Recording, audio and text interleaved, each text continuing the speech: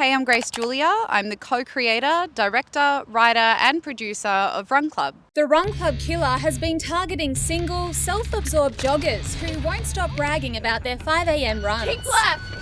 Tash! People are literally being murdered. Well, it wouldn't be a very good series if they were being figuratively murdered, would it? Can I speak with you for a moment? He's been on the left! Natasha, we've noticed a connection between your Run Club and the string of local murders. Is that wine? Death makes me thirsty.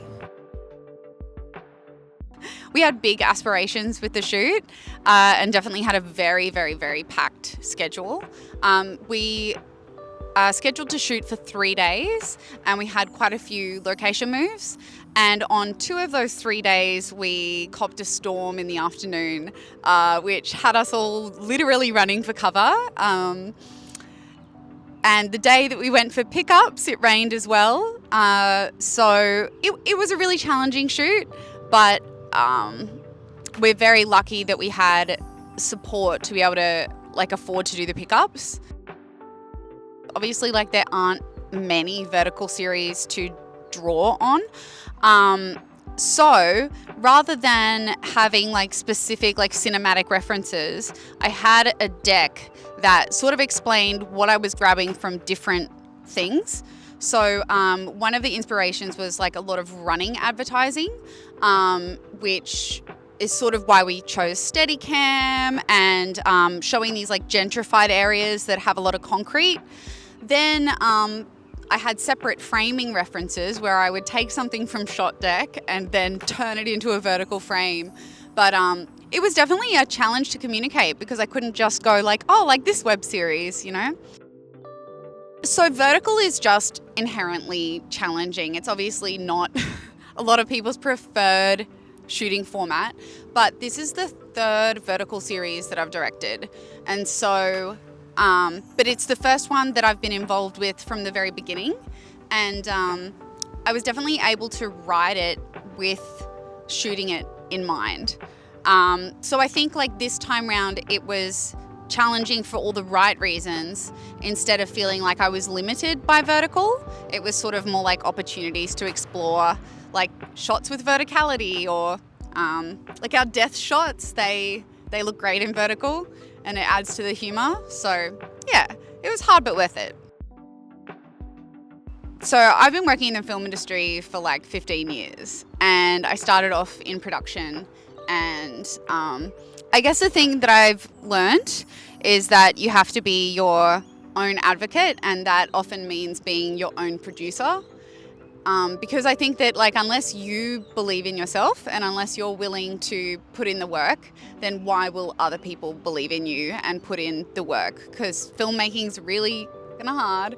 And so I definitely find it challenging directing and producing, but I think it's worthwhile because it means my projects get off the ground. I think directors sometimes wait around for a producer, and in the end, other people want to make films too. Everyone wants to direct and no one wants to produce, and it's yeah, I keep telling other directors that we should direct for each other, produce for each other.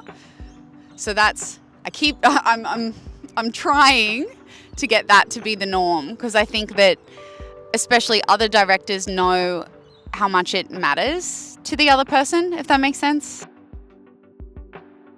So 2 shows that I've watched recently that really resonated with me were Why Women Kill and Big Mood.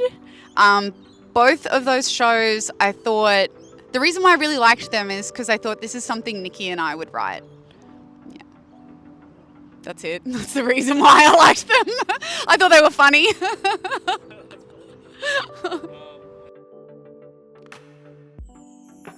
My 2 top favourite films are Waves and Shame. 2 honourable mentions, especially because they're quite female-centric, A 20th Century Women and an Aussie feature film called Baby Teeth. I also saw The Quiet Girl at Sydney Film Festival and I thought that was a masterpiece. I love Waves for a few different reasons. I think that the structure is phenomenal. Changes exactly in the middle.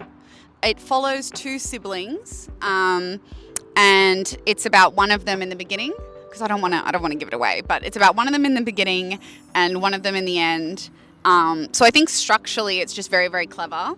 I also think it's extremely emotional, and it really just like taps into what it's like to be a teenager. What I try to do is look at directors' career trajectory. Some Aussie creators that Nikki and I really look up to are Kate McLennan and Kate McCartney. They made Deadlock.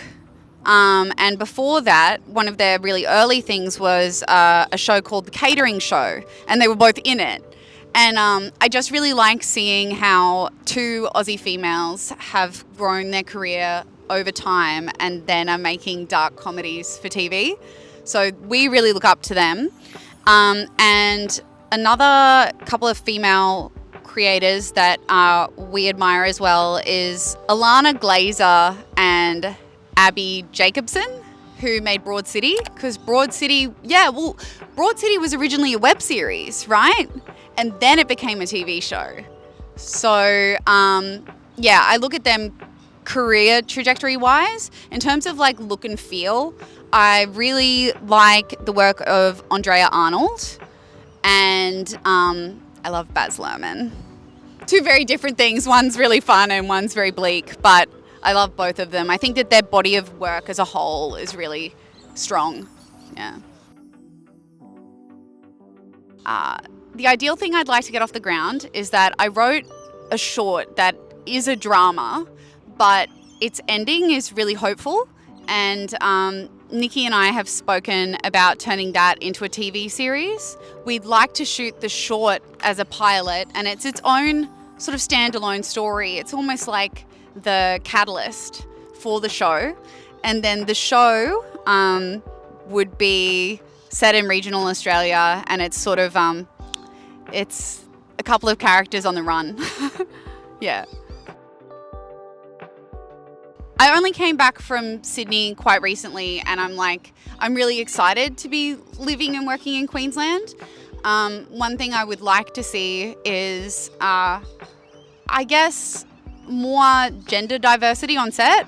And it's such a joy telling female-led stories with allies, and the men that I do work with, I have so much fun with, and I just want to see more. You probably shouldn't put this in, but I just want to see like more female crews in Queensland. Yeah. I don't know how to say it. I'm on Instagram at It's Grace Julia, and you can watch Laugh Lines at Laugh Lines AU.